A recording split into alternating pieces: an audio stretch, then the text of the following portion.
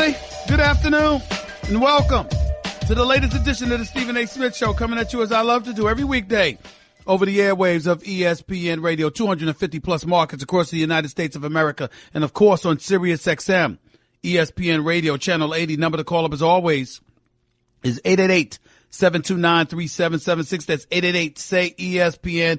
Jam-packed show coming your way today. Gonna get into a little NBA talk later with LeBron and the Cavs getting blown out in Cleveland, how bad things truly are in Cleveland, Ohio, and whether or not they're going to even make it out of the East. The Golden State Warriors, do they have real, legitimate competition out West? There's a story that's circulating now from Adrian Wojnarowski for ESPN and others, talking about problems with Kawhi Leonard and San Antonio Spurs management. We'll get into that a little bit later on in the show as well, but we all know where we have to start off this show. We all know where we have to end this show. We all know what we should be thinking about on a day like today. Super Bowl 52 in Minneapolis will take place, and it will be a rematch of Super Bowl 39, where the Philadelphia Eagles went up against the New England Patriots. Back then, Donovan McNabb was your quarterback. T.O. was your wide receiver in Philadelphia. But Brady and Belichick and Robert Kraft, the owner, was still in place for the New England Patriots.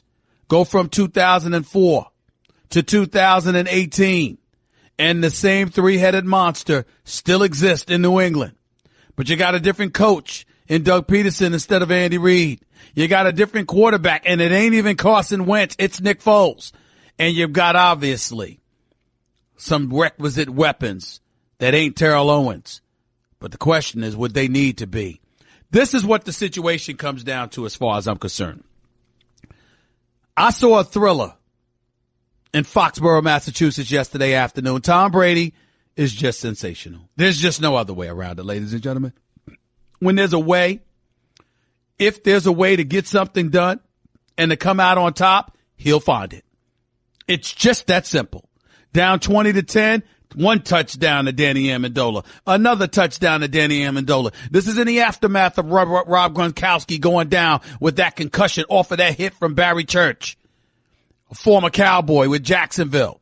And what you had was a situation where the New England Patriots went up 24-20, and then you were looking for Blake Bortles, 23 of 36 for 293 yards on the season, although sacked 3 times, still threw a touchdown.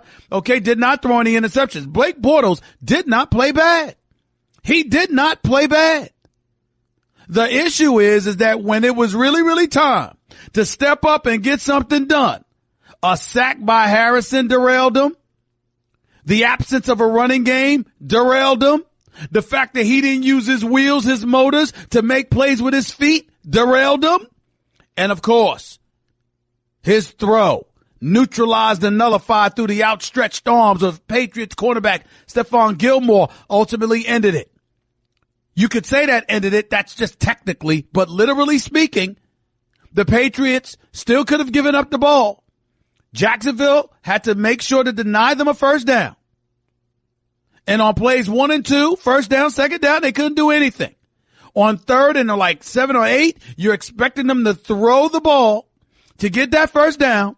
Josh McDaniels has Tom Brady hand it off to Damian Lewis, and what happens? He scampers for 18 yards, gets a first down, even has Bill Belichick in jubilation, clapping his hands and throwing his arms in the air triumphantly. And as a result, the New England Patriots walk away with another AFC championship, 24-20. Now, there's several things to pull out from this. And one that stands above the crowd is obviously the fact that while the Jacksonville Jaguars were penalized 6 times for 98 yards, the New England Patriots were called for 1 penalty all afternoon long for 10 yards.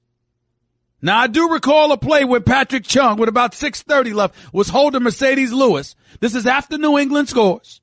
And Jacksonville has the ball, and they can drive, and they can find themselves getting the first down, chewing more time off of the clock and neutralizing New England more, but Patrick Chung didn't get called for the holding penalty against Mercedes Lewis, but I don't want to hear that. It happens. Obviously, in the first half, when A.J. Bouye, your cornerback for the Jacksonville Jaguars, gets called for a pass interference with Tom Brady trying to connect to Brandon Cooks. Some people thought it was a bogus pass interference call. Others, like my colleague at 98.7 FM in New York, Mr. Greg Canty, former New York Giant, knows his football. He pointed out, hey, Bouye was using his body and forced the smaller Cooks out of bounds. And that might have had something to do with that pass interference call because he didn't look back until the end. So when you're looking at it from that perspective, hey, you're looking at it and you're saying, you know what, it might have been pass interference. Because that helped the New England Patriots ultimately put 10 points on the board before the half. You can look at it that way. You can't summarily dismiss that notion. I'm thinking about Lambeau hitting field goals. I'm thinking about a holding penalty that was called against Jacksonville. Or was it a delay of game? I'm trying to remember when they had an opportunity to go up 17-3 at the time and they missed that opportunity. But no matter where you look at it, several instances where Jacksonville just didn't close the deal, didn't get it done. Me personally, I thought they got a bit too conservative in the second half. I thought Doug Marrone got conservative. I thought he imitated the Atlanta Falcons a little bit. When they were up 28-3 on the Patriots, you got to keep scoring. Tom Brady is on the other side of the field. You beat New England by keeping on scoring. You don't beat them by being satisfied with the points that you get and saying, okay, we're safe. Our defense, we can just rely on them to stop Tom Brady. That's not how you beat the New England Patriots. It is not how you beat Tom Brady because that's not going to work. You beat him by making sure that you continue to play your game and put points on the board. That's not what they did. And in my opinion, that has a lot to do with why they lost this game. All you could muster was a field goal in the third quarter and the fourth quarter. That's all you could do after putting up 14 points in the second quarter if you're Jacksonville. You've got the momentum. You're up 14-3. And then all of a sudden, Brady sits up there and hands the ball off to James White for a 1-yard touchdown run. And there you have it. But even then, Lambeau kicks a 54-yard field goal in the third quarter. He kicks another 43-yarder in the fourth. You're up 20-10. What's the problem? Especially with Gronk out. And you haven't had Julian Edelman all year long. You know that with a Ramsey, with a Bouye, you've got corners on the outside, others in your secondary to help you out. You're not beating Jacksonville with that speed, that athleticism, and the hitmen they have on the defensive side of the ball. You're not beating Jacksonville when all you have to go on is the outside of the field. You're not doing it. So if you know that they can't go outside on you because New England doesn't have the horses to pull that off, then why did Danny Amendola suddenly look like the combination of Gronkowski and Jason Witten and, listen, Shannon Sharp and the list goes, the great tight ends. Not that Amendola was playing tight end, but I'm just saying it looked like that the way he was patrolling the middle of the field. Why didn't you stop him? Because Brady, that's why. He's just so great, y'all. There's just no way to deny it. The man is phenomenal. I mean, when you I think about that movie Glengarry Glen Ross with Alec Baldwin. And he sat up there and he's talking about always be closing. Tom Brady closes. It's what he does. It's the reason the New England Patriots are in yet another Super Bowl. The 8th with Tom Brady and Bill Belichick. 8. By the way, Nick Foles didn't have to close at all. Minnesota sorted that. Craving even more of Stephen A? Him of all people. For around-the-clock access to the man? I'm Stephen A. You can follow him on Twitter and Instagram at Stephen A. Smith and on Facebook at Stephen A. Let's point to a couple of things here before I forget. Number one, the Patriots scored, pulled it within 14-10, and the Jacksonville Jaguars, they're up 14-10, but they get the ball back with about 55 seconds left. That was the first time all season long any team in the NFL took a knee with that much time left in a half. First time all year long. All year long. 55 seconds left, they took a knee going into halftime. That's number one. And number two, what about that third and 18? 3rd and 18. And Tom Brady connected with Amendola for a 20-yarder with about, what was it? About over 10 minutes left or so. I mean, I don't have the exact play-by-play in front of me, but those are the kind of things that I'm looking at. Those are the kind of things I'm paying attention to. Because these are the kind of things that contributed to the demise of the Jacksonville Jaguars. But who better to highlight it? I couldn't wait to hear from my buddy. Because, listen, bottom line is this. I have been saved. I was on the record coming in saying, I don't want to see a Super Bowl with Blake Bortles versus Case Keenum or Nick Foles. I absolutely, positively do not deserve that. Now we got a Super Bowl that I don't mind seeing because Tom Brady's going to be in it. Not that I would want him normally there. I'm a New Yorker. I ain't root for anybody in Boston, but greatness is greatness. I would have preferred to see Drew Brees, even if it was against Tom Brady, or a rematch of Atlanta versus New England, but that wasn't to be. But I damn sure didn't want to see Case Keenum, Nick Foles, and Nick Foles against Blake Bortles. I did not want to see that. That'd have been the lowest rated Super Bowl in history. So I prayed before yesterday's game that New England won. I prayed that New England got it done, that Tom Brady would be in the Super Bowl. And it happened. So I'm happy about that.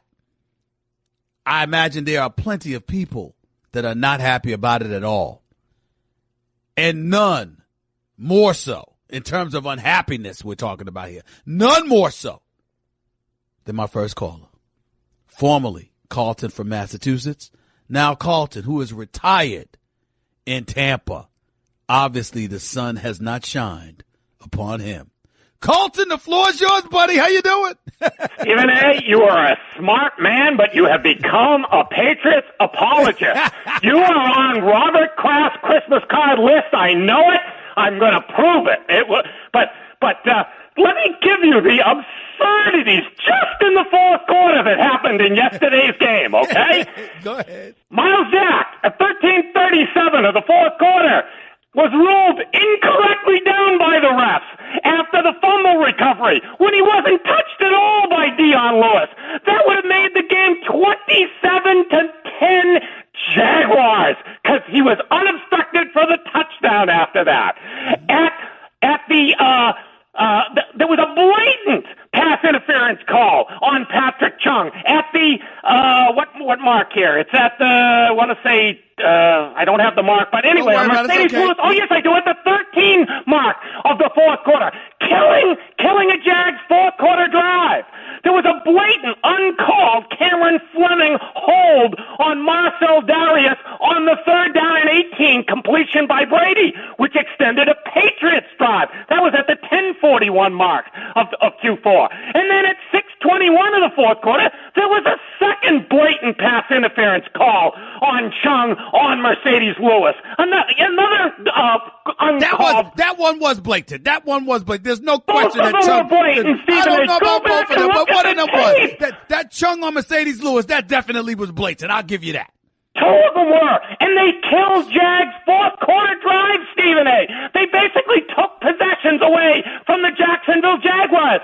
So the refs just handed this victory to the New England Patriots on a silver platter. We're not even talking about the bogus Bouye pass interference call at the end of the second quarter, which you, Max, and Ryan Clark all said was garbage on your First Take program. We're not even talking about the blatant face masking penalty on Malcolm Butler at the 5:10 mark of Q1 when he hauled down Marquise Lee by his face mask after an incompleted pass. I mean, this is just absurd. One penalty on the Patriots for 10 yards.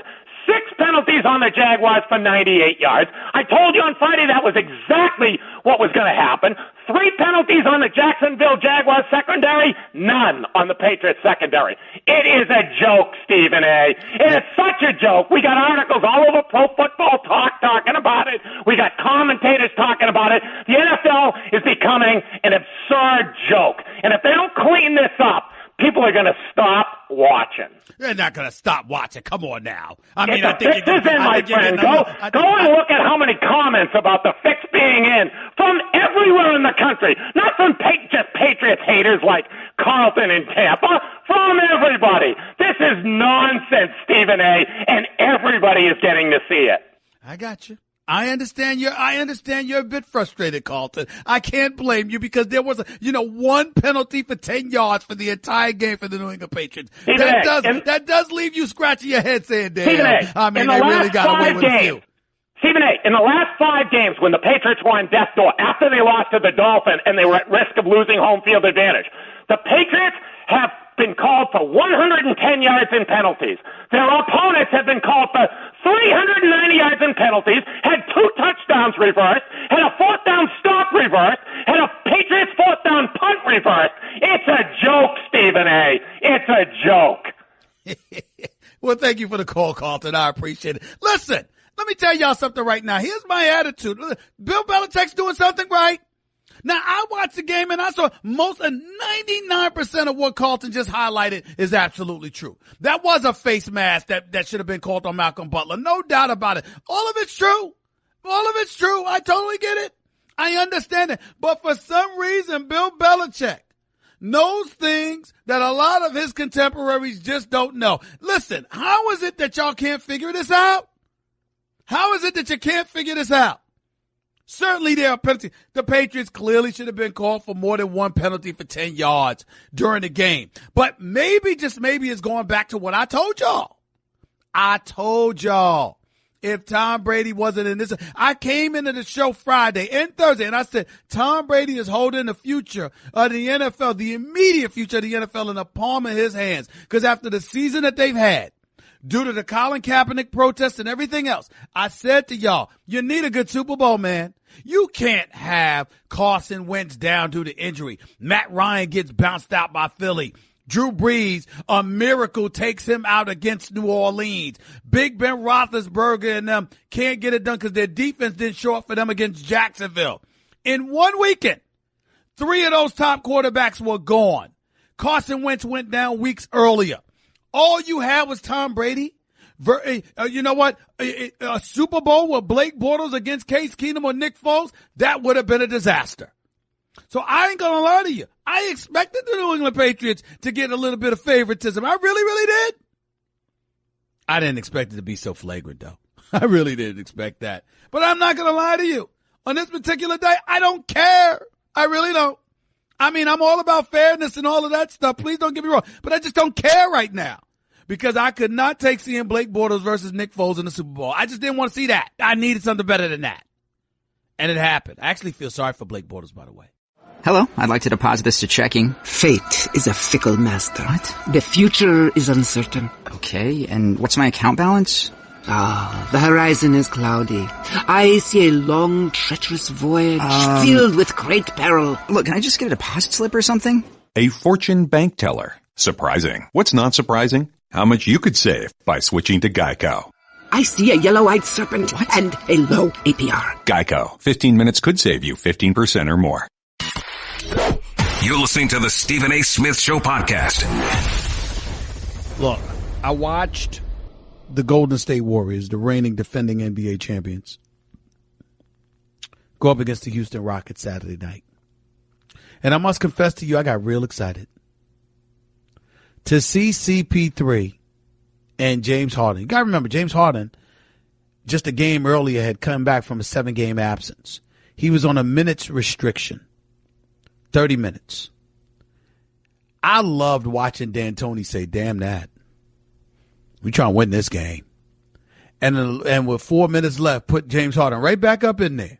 I loved that. And that big shot he hit over Steph Curry, it is what it is because James Harden is a superstar. It's just that simple. But the thing about it is watching CP3 play the way that he's played, I don't know about anybody else, but Chris Paul's an MVP candidate to me. When you look at the way Houston is balling, and you look at what the Clippers are without him, and you look at how Houston seems fit to go up against the Golden State Warriors, Golden State's still a favorite. I still don't see Golden State losing a series to the Houston Rockets, but I must admit I am intrigued. I can't front with that. I'm definitely intrigued. I can't omit that. I can't dismiss that. I'm definitely intrigued. It's important to point that out. But on First Take this morning with my man Max Kellerman, one of the questions that we asked was whether or not the Golden State Warriors or the Cleveland Cavaliers, which team was in more trouble. Max said Golden State because he considers Houston to be that big of a threat. I'm an OKC guy, but I'm not dismissing Houston either.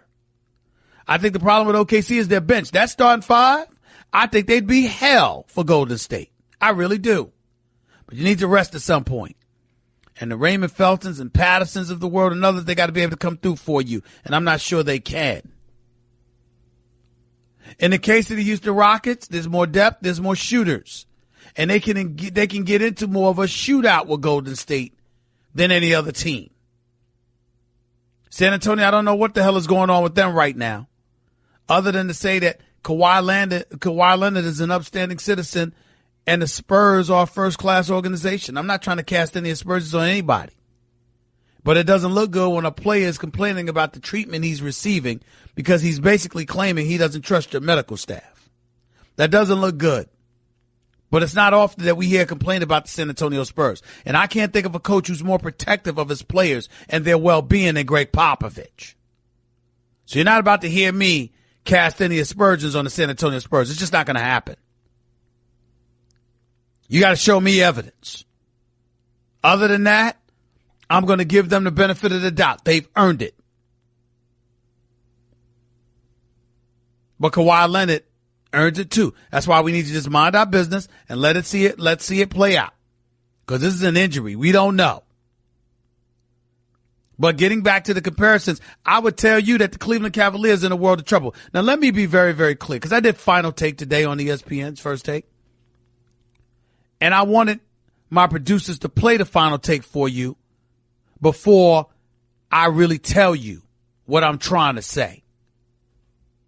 Before I get into the logistical issues involving LeBron, let me first tell you what I'm saddened by as it pertains to Coach Tyronn Lue for the Cleveland Cavaliers. This was my Final Take today on ESPN's First Take, which airs every weekday at 10 a.m. Eastern Time, 7 a.m. Pacific. This is my Final Take. Listen to what I have to say here.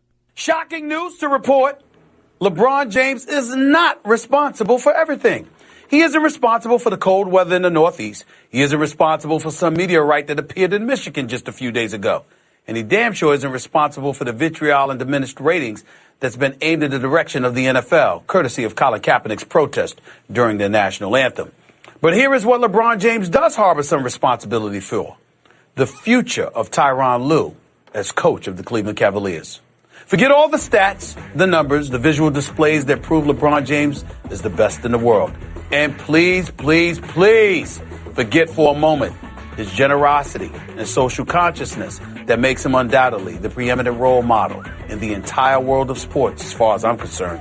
For a moment, remember instead that LeBron James is the self-proclaimed leader of a franchise that's been to 3 straight NBA Finals, who watched with virtual nonchalance as his marquee sidekick Kyrie Irving successfully demanded his way out of Cleveland, and that it is LeBron James who finds himself on a different page with owner Dan Gilbert, yet again, leaving the careers of others mired in stagnation. What exactly is Coach Tyronn Lue supposed to do with this bunch?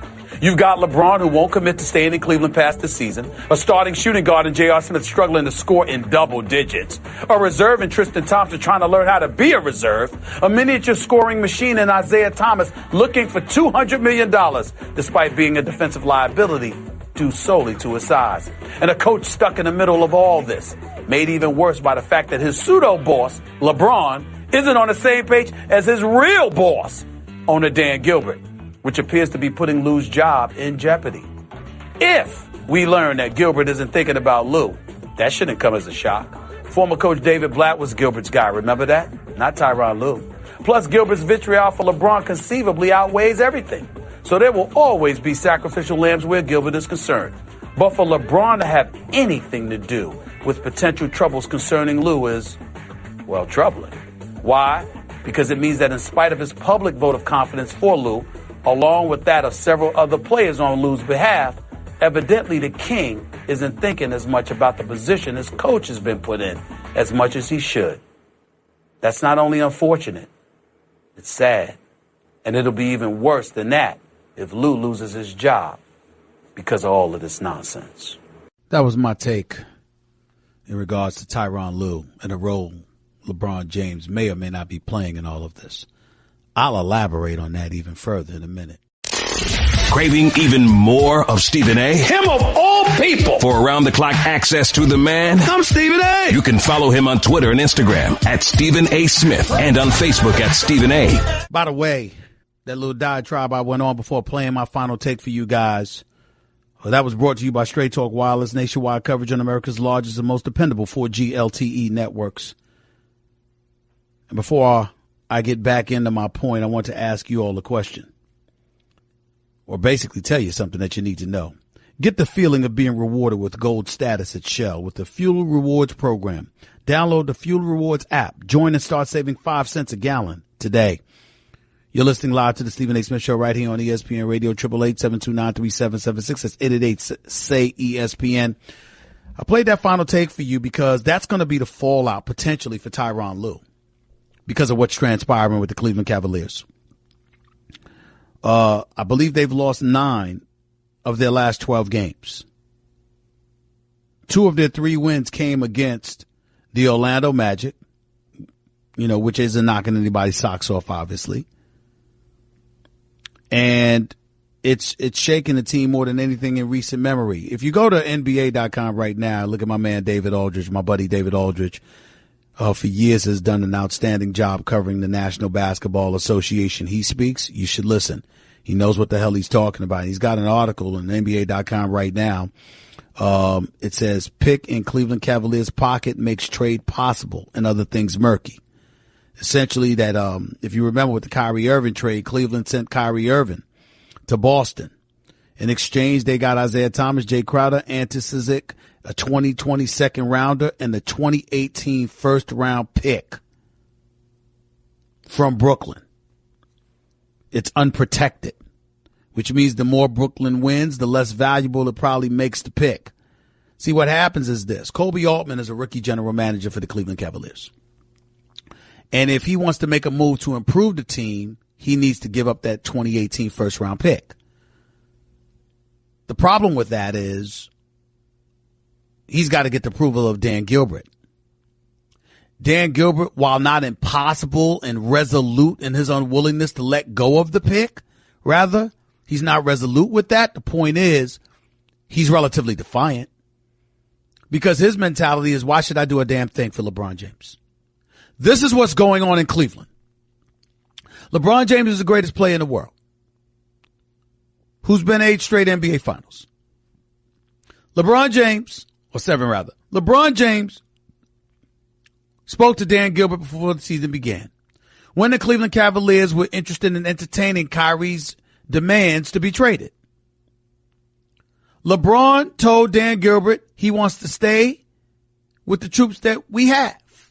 He's ready to go to war with them. He spoke out against letting go of Kyrie. Dan Gilbert wasn't trying to hear it because Dan Gilbert in exchange asked LeBron James, are you willing to commit to the next 3 to 5 years? And LeBron was not willing to commit. So Dan Gilbert said, damn that. If that's the case, we're going to fall apart anyway. So let me use some assets that we have available to us